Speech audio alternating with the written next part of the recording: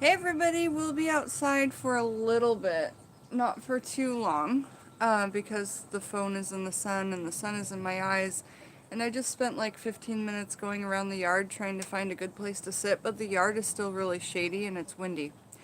So I'll sit in the sun for a while and read to you out of, we're going back chapters, like the last video we read the whole entire chapter, the whole of Sea Magic, chapter 17 of this book. But now we're on to chapter 16. Hey Brandy, how are you? Nice to see you. Now we're on to chapter 16, Rain, Fog, and Storm Magic. And I apologize for not being able to say hello to people. The sun is in my eyes. Hi Cole, hi Laura. I love the, like, Jillian ends after that. That's great. Hi Laura. Alright, so Rain, Fog, and Storm Magic.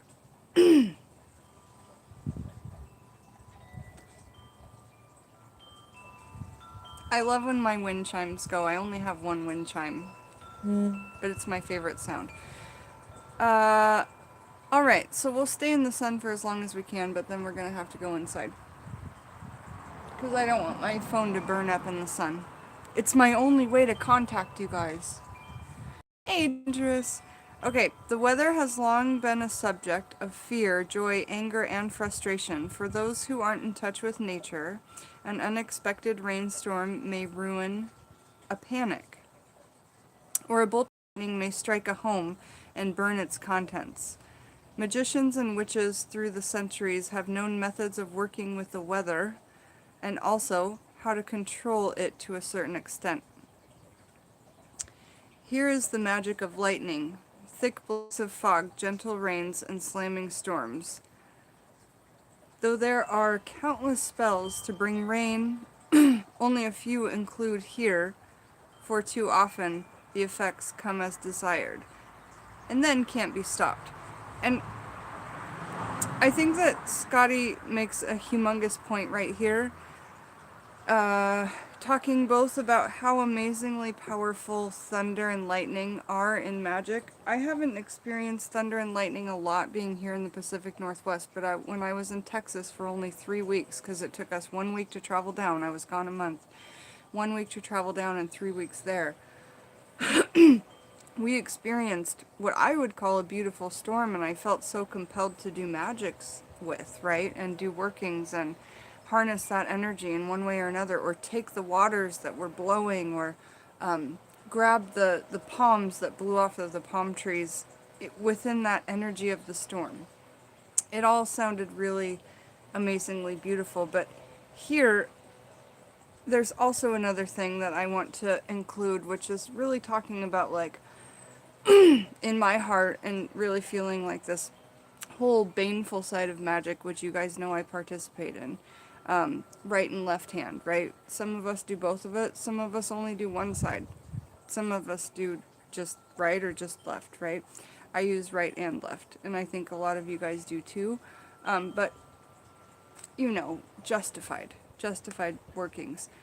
But I just want to repeat this. Though there are countless spells to bring rain, only a few are included here.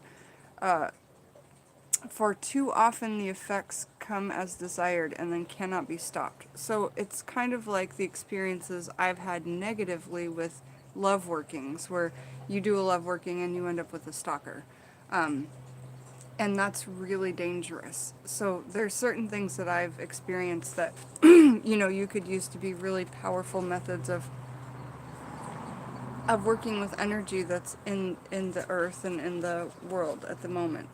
But remember, the more powerful of things that you work with, whether you work with a group of 15 women, or 15 men, or 15 men and women, or just 4, or just yourself and the thunder, you can be amazingly powerful with a combination of things.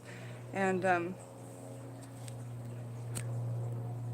my phone's not heating up too bad thus far. We're gonna have to go inside in a minute.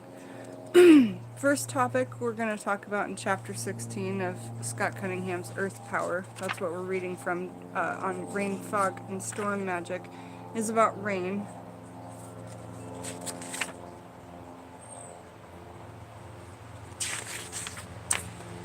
There's quite a few bits to cover. Let's see how everybody's doing today. Hi, Justin. Hi, Lady Blue. Everybody, guy named Turtle. My spirits are saying hello. Hello, Mama Hennessy. When your wind chimes chime, some people think that's their guides. Hey, Joyce, I'm so glad that you're here. Look, it's me at my house in the sunshine. So our projected estimate of when we'll be going to Texas is around August, like the end of August, we're guessing. So yeah, we'll be here for a couple more months. My mugwort has already come up in the garden again. I should show that to you guys. I feel like the sun is just cooking my phone. We're gonna have to move around. You have some news for me, Dangerous? Oh my goodness, are you gonna have a baby witch? I'm teasing. Are you moving somewhere else? We're gonna read from this book. I just want to show you guys my mugwort, and then we're gonna have to go inside because the sun is gonna cook my phone. You resigned your lease? Well, that's fantastic, hun. Is that a good thing for you, I would assume, since you're saying you have news? Oh, you re-signed. I thought it said resigned. I'm like, oh, well, that's nice.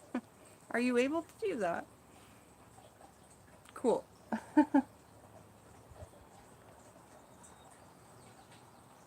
Okay, so you guys want to go see the mugwort?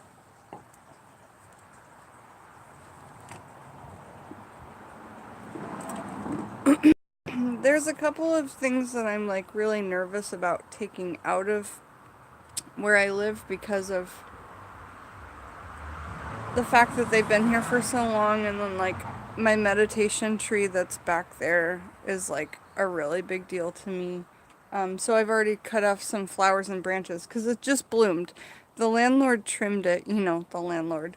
He trimmed it and cut it back so bad last year that it's weird. I was just feeding it my DNA all year, and because he trimmed it back so bad, it was just branches and it couldn't even bloom last year. So anyway, I guess you have to do that every once in a while with stuff. I'm going to set you guys down, take a peek at my garden, and then we'll head over there. Shite. Let me check something. Nope, we're good.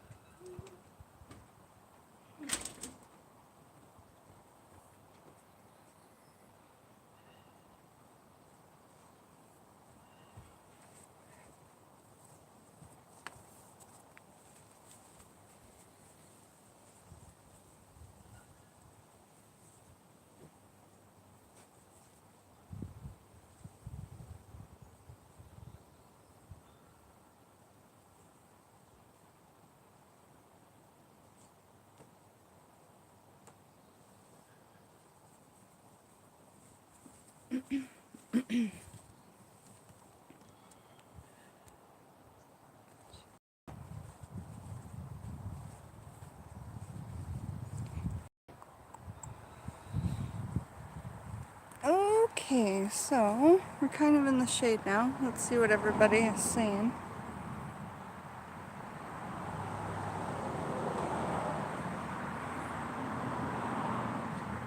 Hi everybody, nice to see you. Okay, so here we have the garden that's just like, well, you know, most of it's just come back from last year. Sorry, I didn't really angle that well.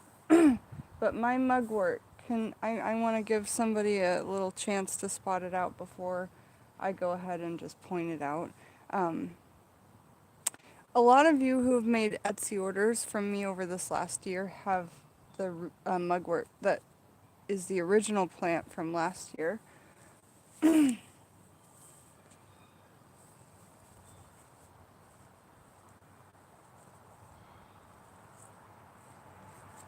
So that's just what's coming back, and it's really great. I'll tear off a little bit for us to look at. Yeah, man, Alex takes really good care of this yard. Let's just take a little like circumference view around, minus the neighbor's yard because they're outside and I don't want to film them because that's not right. It's a beautiful little Japanese apple.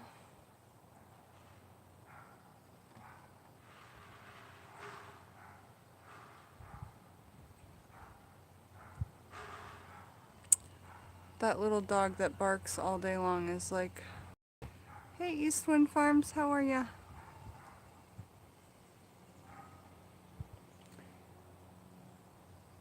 One of my favorite spots, I can't really film in front of very much because our address to the house is right behind my favorite tree, so I can't really angle that in the direction all the time. But let's read a little bit from this book while I have you guys in the shade.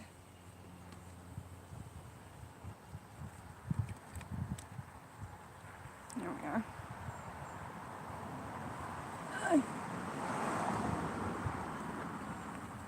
So we are back to reading Rain, Fog, and Storm Magic, and now we're on to the rain bit. Rain is the cleansing, purifying cycle of nature. As such, a rainstorm is an excellent time to perform spells of this type, such as the following. So then they start to talk about to break a bad habit. With watercolors or chalk, draw or write the habit on a piece of paper. Immediately take it out into the rain. So you would start this working when it was raining.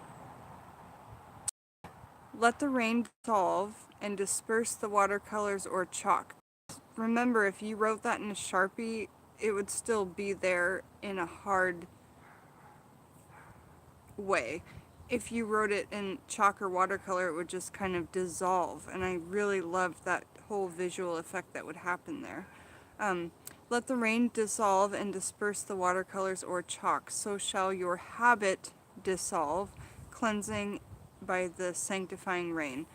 That's absolutely beautiful. I really love that idea for that working. It sounds like something that I would was just talking about yesterday when I was reading about the sea magic, and then I was saying that when I was in Texas, I was writing in the sea of the Gulf of Mexico, you know, in law of attraction, what I wanted to happen, and then letting the sea take it away. And then we read yesterday that that's actually working that Scotty suggested that I just had never read before.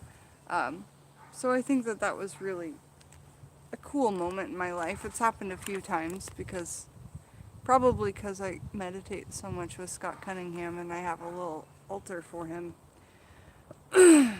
So the next thing is a rain divination. When the rain is falling lightly outside, do the following. On a flat surface, such as a pie pan or a cookie sheet, sprinkle an even layer of powdered spice, such as cinnamon. When the surface is completely covered to an even depth, take it outside and stand in the rain. Ask your question and then run back inside. The raindrops have distributed the spice to etch patterns or symbols into it. Sit quietly and gaze at the spice until you have perceived your answer. I remember reading that in the cinnamon video that I did. I have to actually, it's been almost a year since I started all this herbalism videos, and I have, I think, done over 900 videos in total, and I think I have about 700 or 800 still out there. So it's interesting to read that again. But I got this book about 2 or 3 years ago, so I've maybe read it 3 or 4 times, but I read so much, and I get so much information every day that I forget sometimes some of those really little cool things that we learn, like scrying and cinnamon. What a really cool, protective, witchy herb. I know a lot of you have seen Lady Grave Dancer's video on cinnamon, and how it's just one of the easiest witchy herbs, and everybody has it in their cupboard. And man, I've been thinking about her a lot lately, and had her in my thoughts and prayers and meditations. Miss Tequila. Michelle says you can always just refresh your hit. Okay. Joyce says, on Beltane night I got a thunderstorm water with Beltane. Yes, I remember reading that. You said that in one of the comments, Joyce. That was so, so amazing. And I'm sorry that I haven't had time to reply to every single comment like I used to be able to. But I'm still reading them all, and feeling every single bit of that you guys send me. So please don't think that I'm not seeing them, because I am. And every day they're helping so much. Oh, I forgot to tell you guys, yesterday after I did the Hagstone video, we're gonna go inside and read the rest of this, but yesterday after the Hagstone video, my daughter and I went up in the woods. There's like some railroad tracks that you can just like hike up to.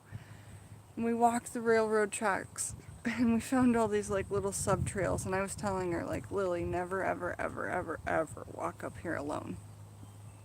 And then she was just like, you know, she's like 12, almost 13, so she's like finding her way, going, Mom, here's a trail, I'll see you later. And I'm like, oh my God, she left my sight. Is like most terrifying, because I read so much true crime. I'm just like, never ever ever leave my sight, you know. When you're in my custody, never ever ever leave my sight, you know. Your dad, what he does with you is, I can't really help it. But yeah, so we found so many things for foragings. We also found hagstones. Right at the top of the railroad tracks, there's all these, well, I have them in my room. I guess I'll show them to you. They're not lava. I don't know what they are exactly. It looks like bugs have burrowed through them, but I know that that's probably not what it is. I don't have any kind of education in geology or anything, but at some point that would be amazing. I know that a lot of my friends do. Hey Redman, how are you? Nice to see you. Hey Redman, do you like Lemmy?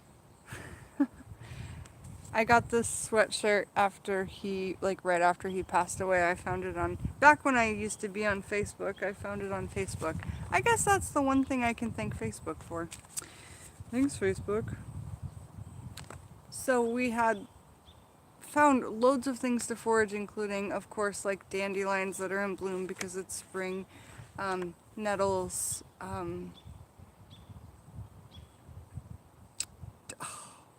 beautiful, beautiful magnolia lettings. There's branches that have fallen down, and magnolia is amazing because once the bark peels off, it's not like wood anymore. You can totally run your hand along it, and there's no splinters. So I have this like whole Linnea, like, bring this topic up to me later when you watch this, because I wouldn't talk about this in private with a lot of people, but I would with her. And I just feel like since it's a smooth wood, there might be some witchy uses for it that are like whatever. So anyway, we found that. We found and the bark was peeling off all over the ground, just like big branches of madrona wood. What else did we find? Well, oh, also there was like railroad nails that were kind of like partially out because the tracks aren't used anymore, and railroad nails are a big thing in our practice. Yeah, Motorhead. Exactly. Motorhead, the Ace of Spades. I really, really like this sweater I got. Um, what else did we find when we're foraging? I mean, everything. I was just running by being like, oh my gosh, look at that ivy. On so many magical stumps that you can practice on in the middle of the woods. Just like, if you guys are able to practice in the middle of the woods where there's stumps, I don't know if we're going to talk about stumps. Let me mark the page we're on. But there's a whole chapter in this book called Tree Magic. And air magic. Hold on, let me go to the table of contents. Ooh! See, my phone's cooking. We gotta go in. So, earth, air, fire, water.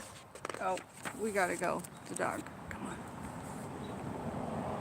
on. The blanket can stay. I do not want to see the landlord right now. I might hurt his little dog. And his little dog, too. I guess they're home. That's why I don't do more filming outside. When we get to Texas, we'll do so much filming outside. But I have a landlord that's just like newts. Oh, Rosebud.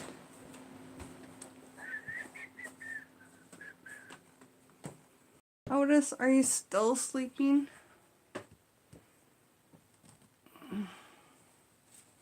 Still sleeping?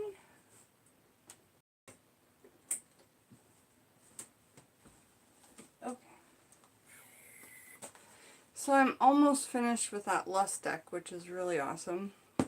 I think I have like 60 hours into it. I mean, it's a few days, you know, almost, well, like 5 or 6 days, but like of those days, it's about 10 hours a day I've been working on it. So, you know, they won't make sense overall, but let me come right back. I'll be right back. After these messages, we'll be right back.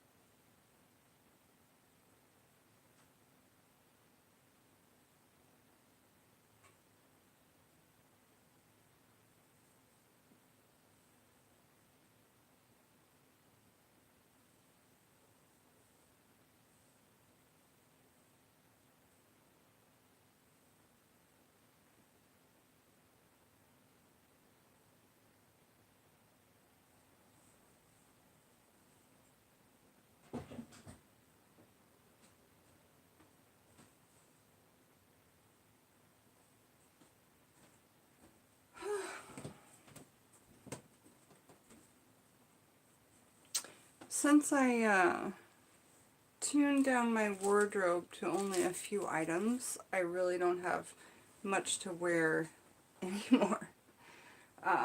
Just red, gray, black, and white. And I kept a couple like uber precious things, but other than that, I love this sweater that I picked up in San Antonio. San Antonio, Texas Goodwill. That was a good one. Amazing accomplishment.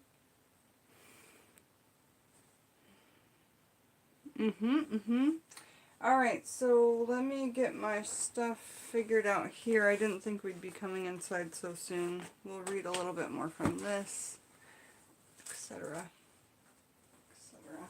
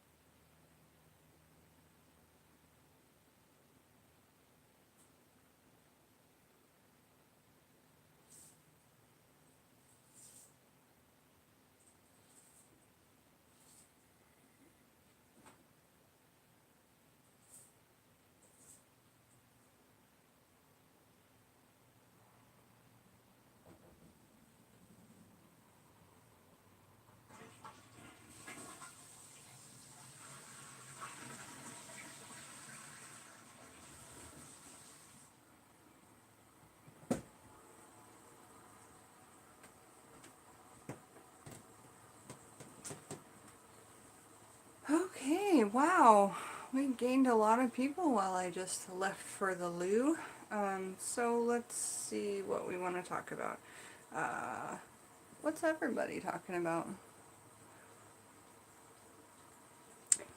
Red Man says Arkansas when I get there. I'm in Oklahoma. You know, Joyce, I'm so excited to go to Texas because I'll be able to see you in Oklahoma. And that will be such a blessing. I've already talked to my husband about like going up to your place for a week or something. And we're on point there. Hey everybody, so good to see you. So yes, we were outside and the phone was starting to overheat and my landlord and his dog came out and so it wasn't going to be any good. But we're inside, we're reading about Earth Power by Scott Cunningham, and we're on to the chapter of Rain, Fog, and Storm Magic. We're regressing in chapters, not progressing. We're regressing in chapters.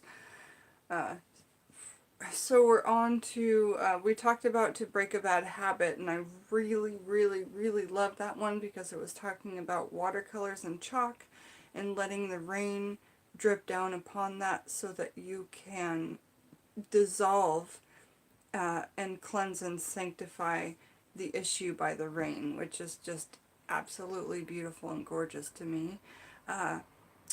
Scott Cunningham, love you. So now we're talking about a rain divination. And here we go. Do we already do? Oh yeah, then we talked about the cinnamon rain divination, which I really love too because I've read it before. So now we're on to fog magic. We're leaving here at fog magic. Fog magic is best performed on a night when the mist curl tightly around you. So I'm not going to read any more beyond that, but I am going to say that that's a beautiful image to me. Whenever I used to imagine myself making films. When I first saw Rob Zombie films, I used to imagine myself making films. And I used to imagine myself making like old 1980s thrasher films. And in that, I want to say that one thing I always thought was like, how creepy would it be to have fog crawling around characters just sleeping on a hot, what people would, you know, have like a Las Vegas night. But really, if you're in the winter of the desert, the nights are really cold. But it's what Hollywood would portray it to you to be. So anyway, I just want to say by that first sentence, fog magic is best performed on a night when the mist curls tightly around you, I get a really good picture in my mind and an image of how that would work for me, and I like that a lot.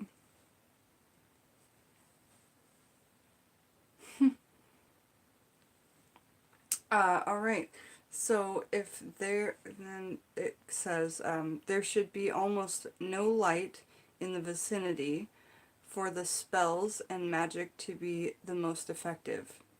You must be alone with the fog. So that's really cool. Now my image changes from a boy and two girls in a huddle around a fire to just a woman alone in the fog in the moonlight.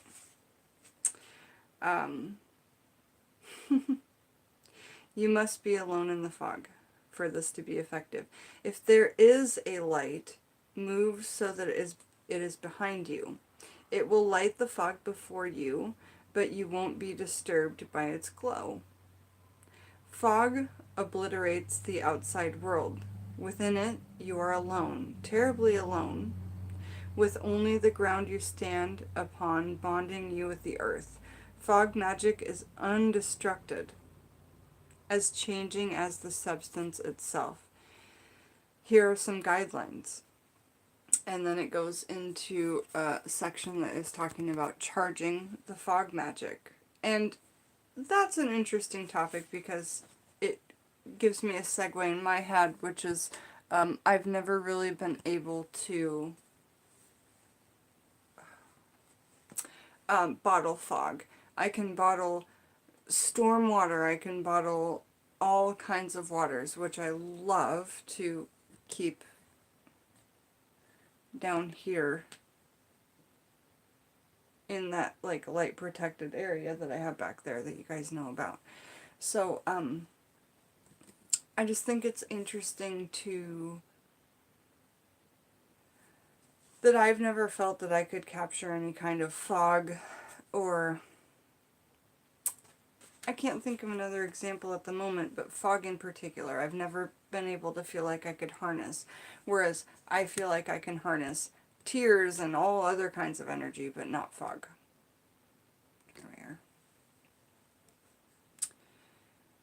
So charging the fog. Take the expanse of fog before you. Charge it with a specific emotional value: hatred, joy, love, frustration, fear, peace, terror. Experiment to see if you can do it. See these emotions leaving your body as glowing rays of energy. See it stabbing into the fog, lighting it up until it is positively glowing. Now shrug off the feeling. Step into that fog and feel the effects that it has on you. These emotions should be flooding through you. If you are successful, take the exercise one step further. Charge the fog bank in front of you with waves of radiating heat. Walk into it. You should feel warmer. When this technique has been mastered, it can be used for practical purposes the next time you find yourself out walking in the fog. If you feel terror, change the fog before you with peace of courage. Continue doing this as you walk along. Within moments, your fear will have vanished. Or perhaps your finances aren't what they should be. Charge the fog directly before you with golden energy. See it glittering with gold coins, floating crazily in the mist, shrouded air. As you walk or scoop up these coins and deposit them into your pocket. This can be used for many purposes. Okay, now we're going to talk about protective fog. I'm going to see what you guys are saying.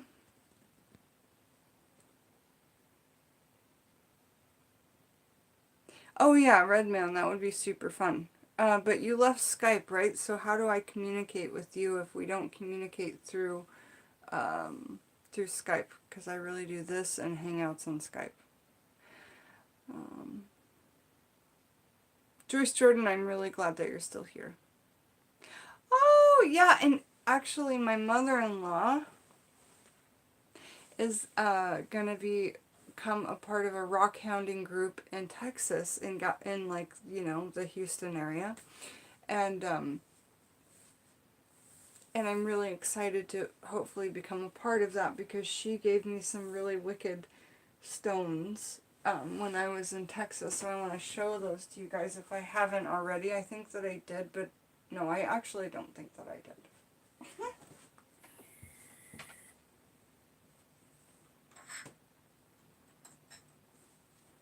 There's a few different types. These ones are awesome. This one to me looks like a one-eyed, like a cow head, maybe either that way or even this way, but like only one eye is showing. And it's also almost like a hagstone to me, like perhaps I could look through that hole and I could try and view the Fae or, you know, beyond the third eye realm, okay? And I think these are moth agate, but I can't remember what she said, but she was right.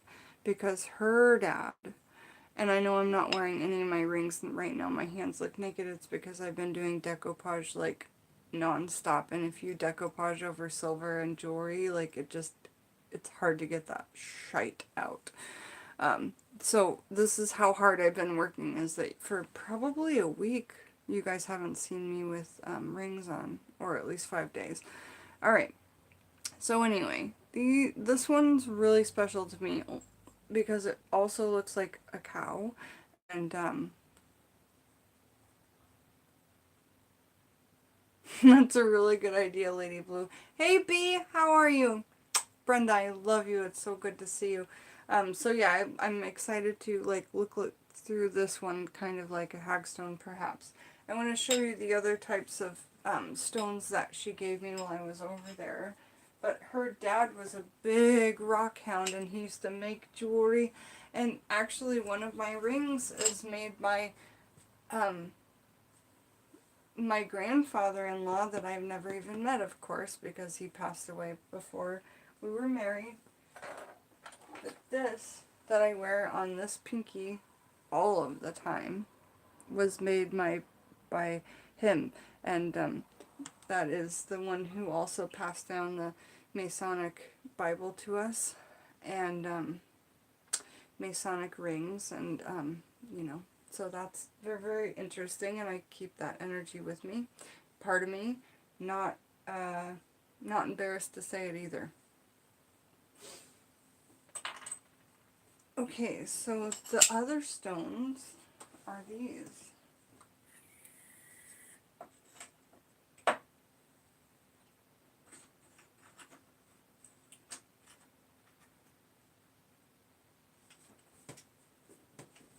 They're really, really, really beautiful and precious to me.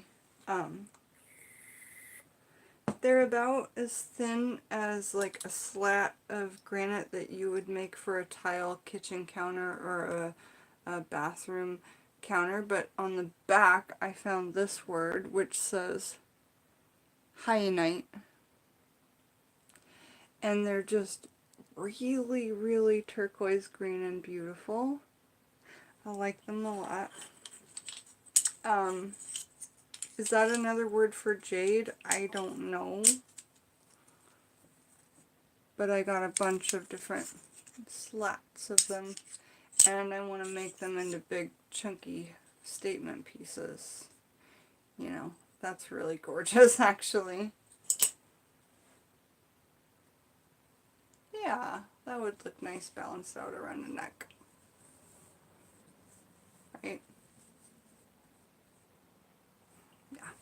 So these pieces are really, they're really something. I like all the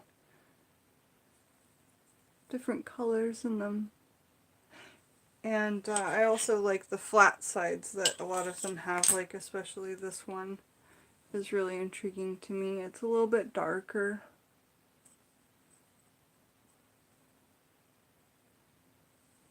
You know, so I would probably wear it like this, like a big, like Egyptian kind of, maybe put some copper around it. That'd be gorgeous. So, halonite is the word that stuck to that stone. And again, I want to learn so much so that at some point I can just detect stones by seeing them. But it's not like my biggest thing. Herbs are my biggest draw to, you know, magic and witchcraft. And hoodoo. All alike. So here we are. Now we're going to talk about, we talked about charging the fog, right? Let me just reread here really quick.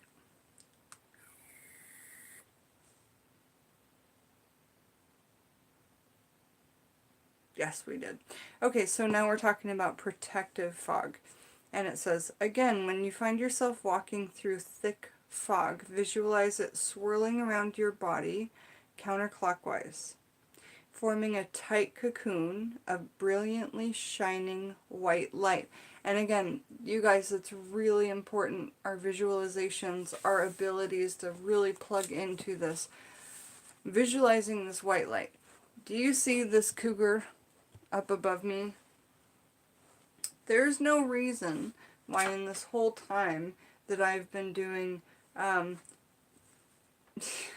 well, she's been up on that rack for about 2.5 years, and I uber apologize that you haven't been able to been on the floor. But then there's this cat right behind me, Otis, who is the reason why I had to put her up on the slat. Okay? Is because when he came into the family, and he was a big necessity to come into the family, he he was the only cat out of the 4, because he's the 5th out of all 5, that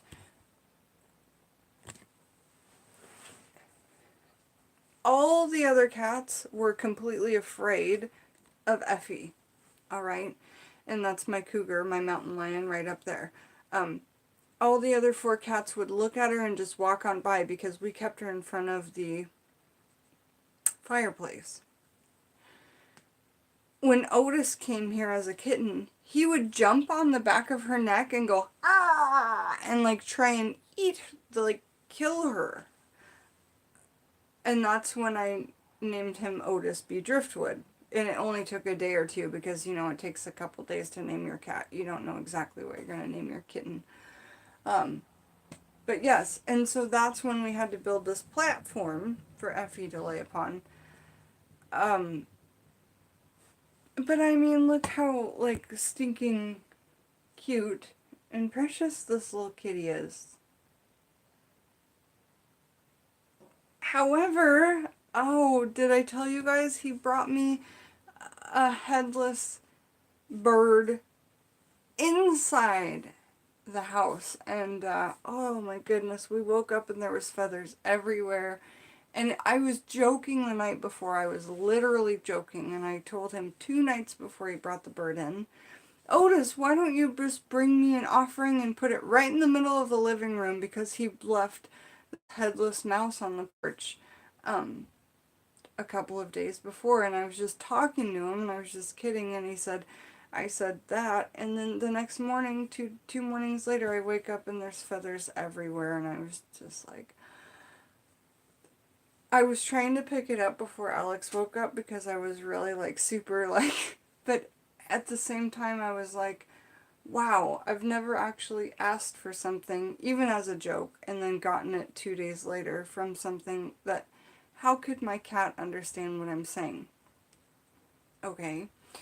I believe that your animals can understand what you're saying, and when you have a magical familiar, which I believe Otis to be because he chose me. I didn't choose him. I was beelining in the pet store and he was screaming at me.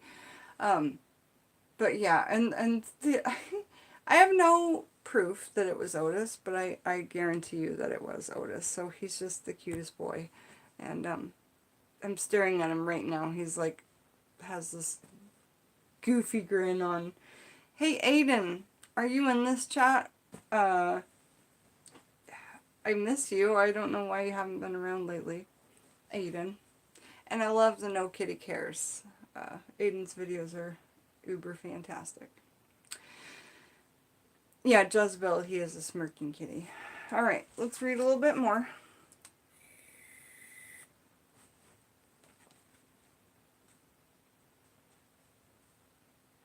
So we're talking about the white light. How I got on that big giant tangent was the fact that the only way I'm able to keep her up on that super wiggly rack is the fact that at least monthly I project this huge white light around Effie in that rack to keep her up there. It's a totally makeshift, like not even very good. I have swords hanging on it and other things. You know, I don't put too much weight up there, but she's not exactly light. But I had to keep her up there to keep her away from Otis because I fell in love with her before Otis, and plenty before Otis, and also, hey, it's okay.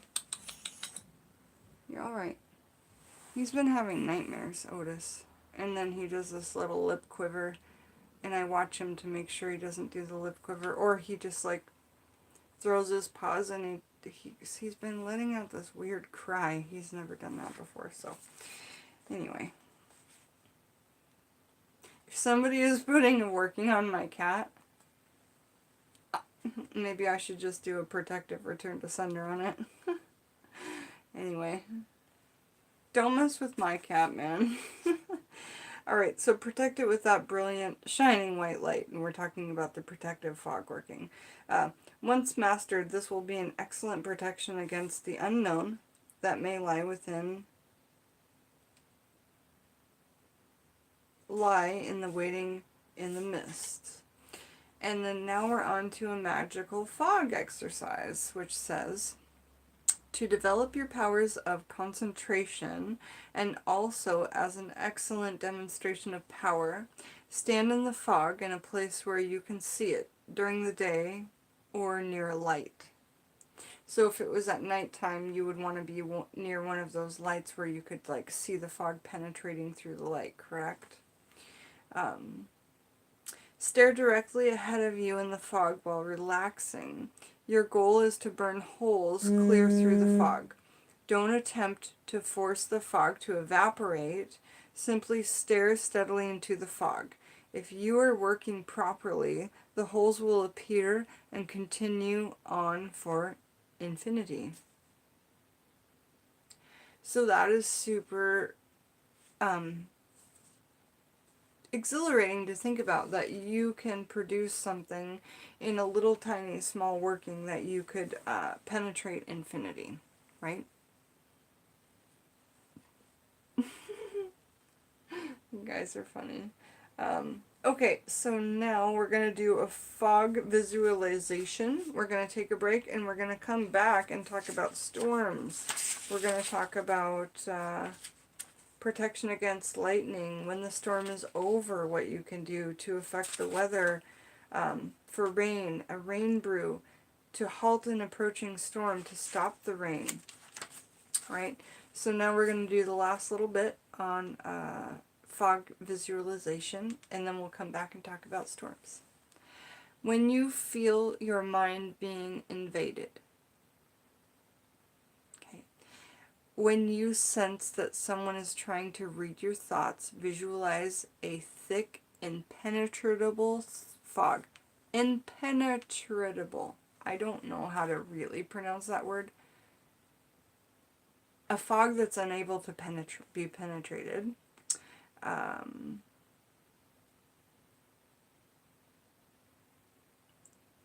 You will see that swirling counterclockwise within your head. So visualize that impenetrable fog swirling counterclockwise within your head. See its dark, constantly moving mass.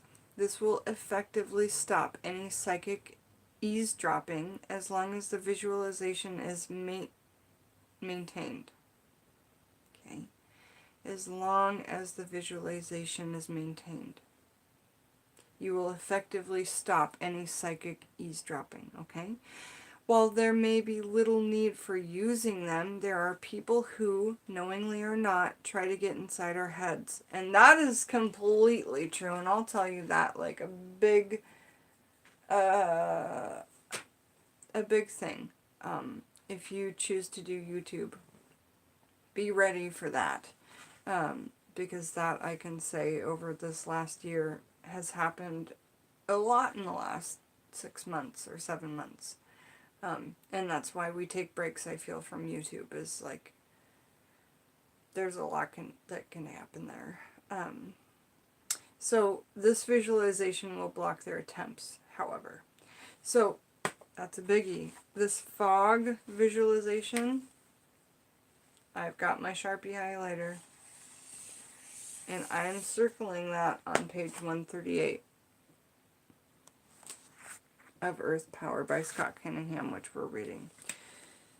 So y'all, let's come back and finish this in a bit, and we'll be talking about storms. We'll be talking about a spell for the home during a lightning storm, lightning magic, protection against lightning, when the storm is over, to affect the weather, for rain, a rain brew, to stop the rain, to halt the approaching storm. And to halt the approaching storm, I'm going to circle right now, because when I get to Texas, like, there's a good chance I'll be on the water. See, my phone's ringing. We're talking about